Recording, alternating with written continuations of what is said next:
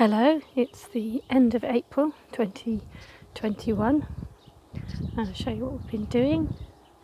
We are going to have annuals, so we've made this little raised bed. We're going to pack it with a mixture. As you see, there's a few onions and a kale at the moment. In preparation, we have to wait a little longer before we can put in our beans.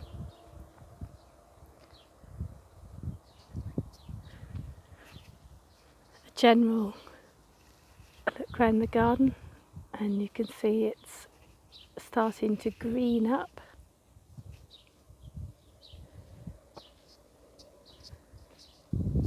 We're very happy that a lot of our ground cover plants are doing really well. You can see this one.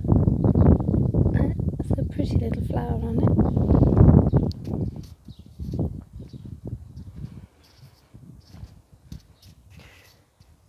The josterberry and gooseberry bushes and currants all doing really well.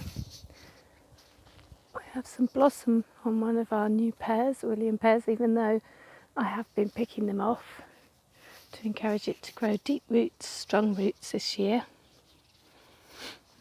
I'll explain about these funny cage things in a while. I have, oops, you can see my shadow. I have removed the bark from here to make a pathway through, and the plan is to sow clover all along here. So we have a little clover pathway. Really, really nice. We finished the fence here.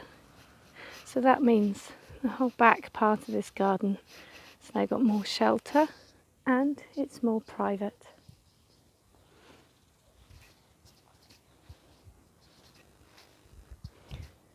I've finished covering this mound here, which underneath has a mixture of pieces of wood, leaf mulch, odd bits of soil. I've seeded it with alfalfa and clover on this side for now. Hopefully going to be putting some more plants in as the threat of frost leaves us in about 10 days. This side I've got some lemon balm and a variety of different mints all propagated from plants in the garden.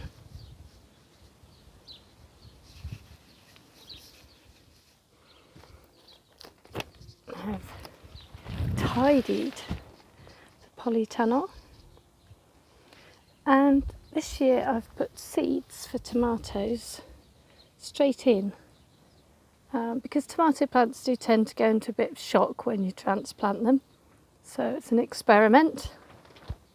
I'm leaving the other plants around for the moment.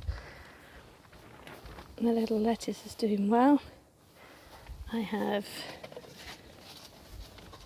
lots of pots with seeds in up here and some with little plants. Trying to get the balance right between giving the seedlings light but not burning them in the sunshine. And the same on this side. Tomatoes planted in there. We'll see. It's good to experiment. Actually, I'll leave the door open now because I like to have a bit of air. And over here, I wanted to talk to you about two weeds. This one here, it's very pretty little weed. It's known as creeping ivy. It's known as, no, not creeping ivy. It's known as ground ivy or creeping Charlie. It's not an ivy, it's a mint, similar to catmint. I think sometimes it's called lesser catmint. Very, very good as a tisane or a tea. if you have sinus or chest problems. Only just found that out this year, and I'm very excited because sinusitis is something I get, and of course I have asthma, so it should be good for that. I've tried some in teas, I've tried some in salads. It's actually a lovely mild flavour. The other one is this one here. Can you see this? This is a wild mustard, and it has very distinct shaped leaves, and it's really tasty. It's not strong, but it's lovely in salads, and if you collect the seeds they can be used as a spice. I haven't tried that yet, but I will this year. I have tried eating it, it's very nice. So obviously there are different types of dandelion as well here. Another shaped leaf there. Plenty to eat in the garden at the moment. Look at them, they are so beautiful.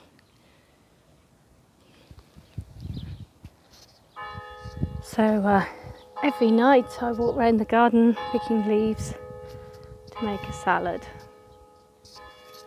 I have a lavender growing in here that's been propagated from the garden.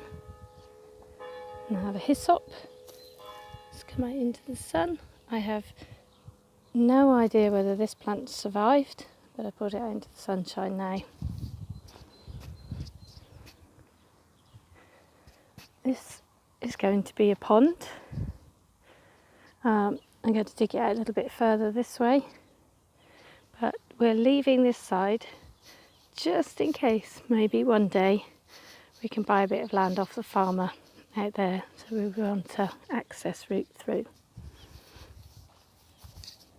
The daylilies are still growing, no flowers yet, and now they're too big to eat as shoots, but I did have some as shoots and they were delicious.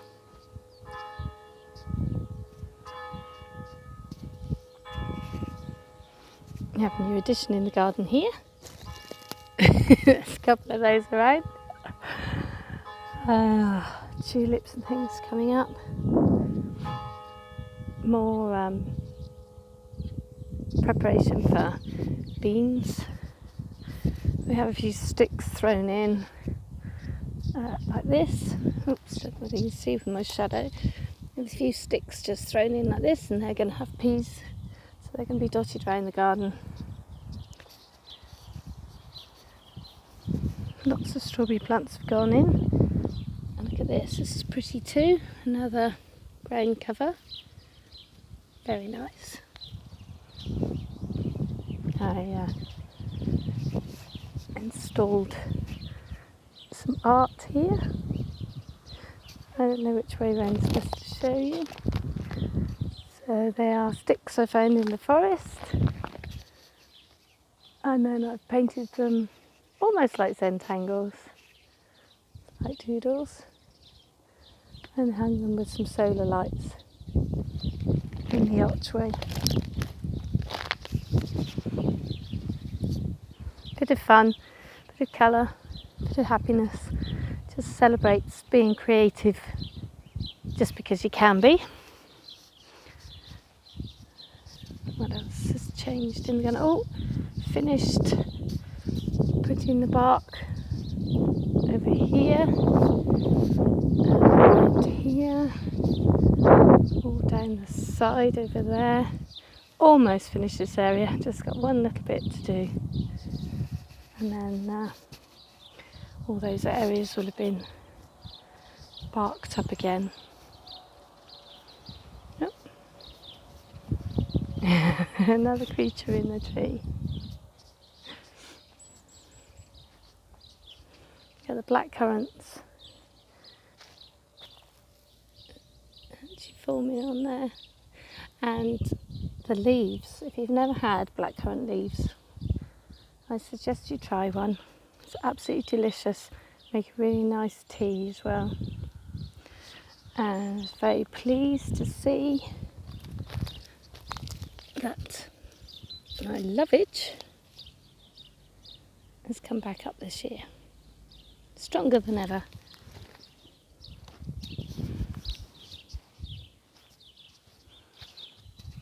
I'm going to concentrate on putting more plants along here this year, make a bit more of a barrier.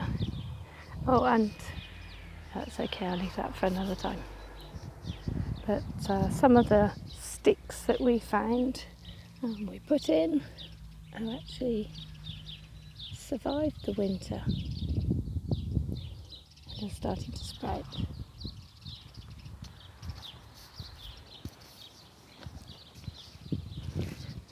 The grass is beginning to grow, so very soon all of this will be meadow on this corner here, and there'll just be mown pathways.